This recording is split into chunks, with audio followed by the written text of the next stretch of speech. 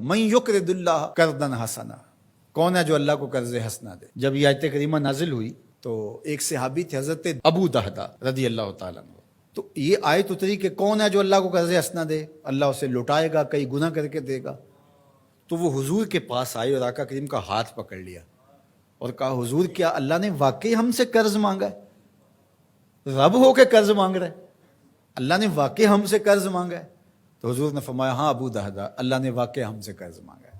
تو حضور کا ہاتھ پکڑ لیا اور ساتھ ساتھ چلتے رہے، تو کھجوروں کے باغ کے کنارے حضور کو لے گئے اور 600 کھجوروں کا درخت تھا جہاں انہوں نے اس کو لگا کر کے پروان چڑھایا تھا۔ اور کھجور آپ کو پتہ ہے کب لگتی ہے اور کب جوان ہوتی ہے، کتنا وقت لگتا ہے۔ پھل دینا آسان ہوتا ہے لیکن کھجور دے دینا یہ بڑا مشکل ہوتا ہے۔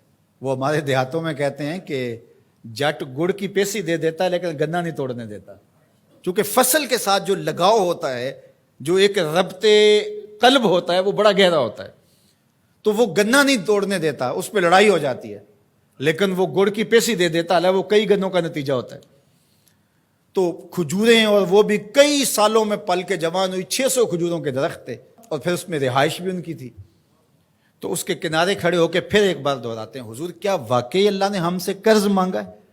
تو حضور نے فرمایا ہاں ابو دہدا، اللہ نے واقعی ہم سے قرض مانگا ہے۔ تو کہا پھر سودے کے آپ گواہ ہو جائیں، یہ باغ میں نے اللہ کو قرضے میں دے دیا، یہ باغ میں نے اللہ کو قرضے میں دے دیا۔ اللہ اکبر۔ اب ان کی رہائش بھی وہاں تھی اور بچے بھی وہاں رہتے تھے، اب اندر نہیں جا رہے، باہر ہی کھڑے ہو کے بلند آواز سے پکار کرتے یا امت دہدا اخرجی، اے دہدا کی امی جلدی جلدی بچوں کو لے کے باہر آ جا، یہ باغ اب ہمارا نہیں رہا، ہم نے اللہ کو قرضے میں دے دیا۔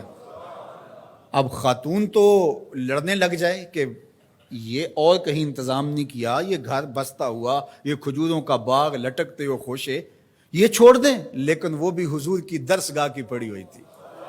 اللہ اکبر۔